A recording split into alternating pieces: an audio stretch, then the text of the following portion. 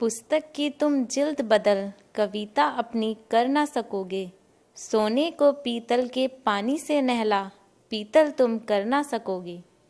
कुछ इसी तरह की बात साबित करता है उत्तर प्रदेश राज्य का मुरादाबाद शहर, जो विकास के नक्शे पर तेजी से उभर रहा है।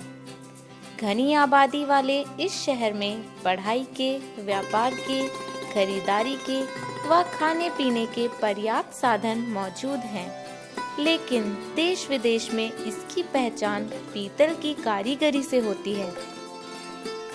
मुरादाबाद शहर का नाम मुगल बादशाह शाहजहां के बेटे मुराद के नाम पर रखा गया।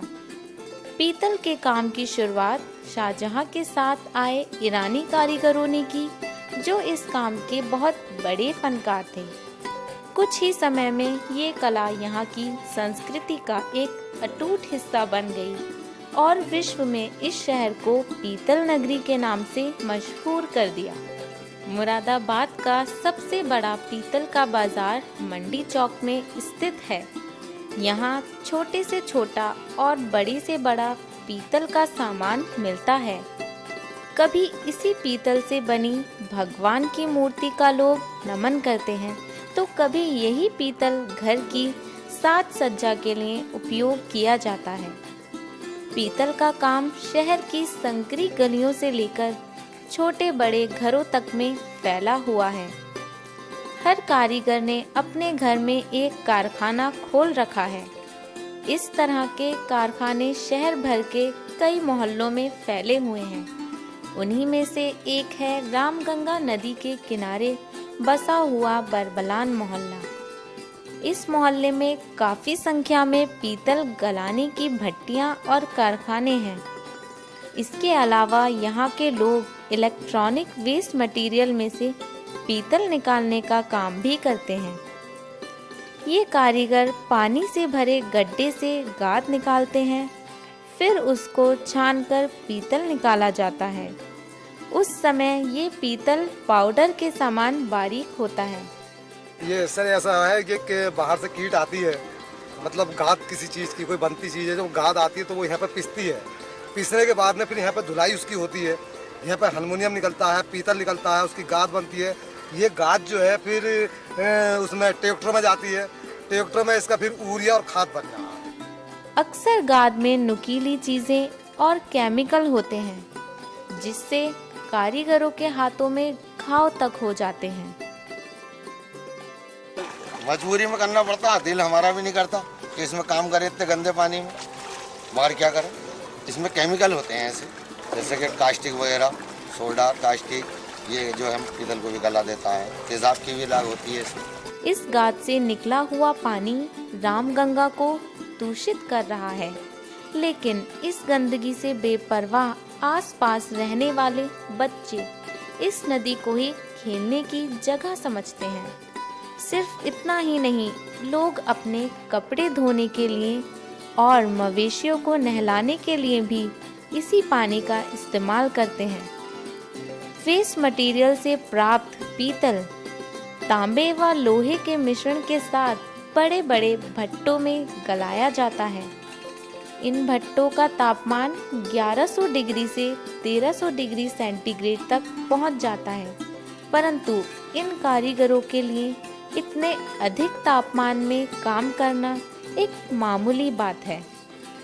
इन भट्टों से कार्बन डाइऑक्साइड, कार्बन मोनोऑक्साइड और सल्फर डाइऑक्साइड जैसी जहरीली गैसें निकलती हैं, जो न केवल कारीगरों के लिए बल्कि आसपास के निवासियों के लिए भी हानिकारक है। इसके अंदर मेल बनाना पड़ता है हमें। थोड़ा पीला साफ माल लाते हैं, चूनस वगैरह आती हैं, उससे मेल बनाकर तब ये गलता है, नहीं तो वो मिट्टी का मिट्टी हो जाएगा। इसके अंदर इसे गलाने के लिए सुहागा मिलता है, सोडा मिलता है, जस्ता डलता है इसके अंदर। 3-4 चीज़ें यही पड़ती हैं। पीतल की सिल्ली बनाने के बाद इसको सैंपल डिजाइन के लिए दोबारा गलाया जाता है। जब ये पीतल खौलने लगता है, तब इसको सांचे में डालकर अलग अलग आकृतियों में ढाला जाता है।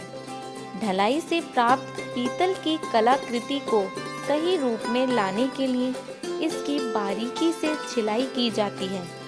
छिलाई से बची छिलन को दोबारा पीतल बनाने में ही प्रयोग किया जाता है। छिलाई के बाद ये कलाकृतियाँ अपना सही आकार लेने लगती हैं, पर ये अभी पूरी तरह से तैयार नहीं है। अभी इन पर पॉलिश का काम बाकी है। पहले इनको तेजाब में डाला जाता है, फिर मशीन पर लगे पफ से इन पर पॉलिश की जाती है। ये कारीगर बिना दस्ताने व नकाब के पॉलिश का काम करते हैं। पॉलिश करते वक्त इन मशीनों से धुआं और कालिख निकलती है। अच्छा है, जो ब्रश का कार्य होता है उसमें जो पॉलिश होती है उसमें धुआं निकलता है, सफ़ेद तरह का धुआं निकलता है, जिसमें निकल जिंक इस तरह की चीज़ें होती हैं जो हमारे सांस और श्वास संबंधित रोग हो जाते हैं, जैसे ब्रोंकल अस्थमा हो सकता है, COPD हो सकती है, TB हो सकती है, इस तरह की अन्य बीमारी हो सकती हैं। इन बीमारियों से बेफिक्र पॉलिश का काम खत्म किया जाता है। फिर ये कारीगर इन कलाकृतियों पर महीन से महीन नक्काशी कर इनकी सुंदरता को बढ़ाते हैं। आखिर में इन्हें फर्मों में पैकिंग के लिए भेज दिया जाता है और इस तरह से ये पीतल की कृतियाँ बाजार में बिकने के लिए तैयार हो जाती हैं।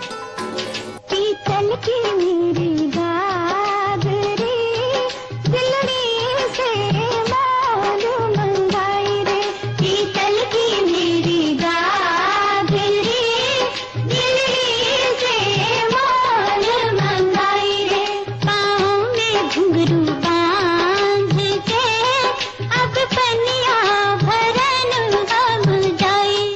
जिस तरह से इस गाने में मौजूद पात्र झुलसती हुई गर्मी के बीच अपना दिन बिता रहे हैं, ठीक उसी तरह से ये कलाकार भी अपनी जिंदगी की लड़ाई लड़ते हैं। किसी भी आम आदमी की तरह इन कारीगरों के जीवन का भी एकमात्र लक्ष्य ये है कि वह अपने परिवार का पालन पोषण ढंग से कर पाएं और अपने बच्चों को उच्च शिक्षा दिला पाएं। परंतु बीमारी के साथ साथ इन कारीगरों को आर्थिक समस्याओं से भी जूझना पड़ता है। पीतल के काम से हमें जुड़े हुए साहब बहुत टाइम हो गया। हमारी उम्र 72 साल की है। नहीं है, कहाँ से पढ़ाए लिखाए और खर्चे बते रहे हैं। यहाँ के कारीगरों के लिए सरकार द्वारा कई तरह की योजनाएं चलाई जा रही हैं, जिसमें राजीव गांधी शिल्पी स्वास्थ्य बीमा योजना व आर्टिजन्स क्रेडिट कार्ड स्कीम शामिल है। साथ ही शहर के कई NGOs ने भी पीतल के कारीगरों की समस्याओं पर ध्यान दिया है और उनके उत्थान के लिए कदम उठाए हैं। पूरे मुरादाबाद में आज भी किसी भी फैक्ट्री में कंप्लीट सेटअप नहीं है। वो एक पैकिंग हाउस है और पैकेजिंग हाउस के बाद फॉरवर्डिंग हाउस है और वहीं से एक्सपोर्टर हाजरात एक्सपोर्ट करते हैं। जो ड्रॉबैक का लाभ मैन्युफैक्चरर्स को आर्टिजन को मिलना चाहिए वो लाभ उन्हें मिलता नहीं है। तो जो आर्टिजन के जो वर्कर्स के लाभ थे वो उनको डायरेक्ट पहुंचाने चाहिए। मीडिएटर के थ्रू जब हमारे पास कोई स्कीम्स आती हैं तो वो हमें उसका फायदा हासिल नहीं होता है। मुरादाबाद में बनी पीतल की कलाकृतियाँ भारत के साथ विदेशों में भी अपनी चमक बिखेरे हुए हैं। अमेरिका, जर्मनी, ब्रिटेन व खाड़ी देश पीतल के बने सामान के सबसे बड़े खरीदार हैं। इसी से मुरादाबाद प्रति वर्ष लगभग 2,500 करोड़ की विदेशी मुद्रा भारत लाता है। देश को इतना आर्थिक लाभ पहुंचाने के बाद भी इसका फायदा सही तरीके से इन कारीगरों तक नहीं पहुंच पा रहा है। पीतल नगरी के कारीगरों के हालात अभी भी पहले जैसे ही हैं और उनके जीवन यापन में कोई विशेष परिवर्तन नहीं आया है। पीतल नगरी के कारीगर रोज सुबह मन में आशा की किरण संजोए अपने काम पर निकलते हैं और दुनिया को अपनी कला से चकाचौंध करने में मसरूफ हो जाते हैं। चल रहा हूँ क्योंकि चलने से थकावट दूर होती, जल रहा हूँ क्योंकि जलने से तमिस्त्रा चूर होती, गल रहा हूँ क्योंकि हल्का बोझ हो जाता हृदय का, ढल रहा हूँ क्योंकि ढलकर साथ पा जाता समय का।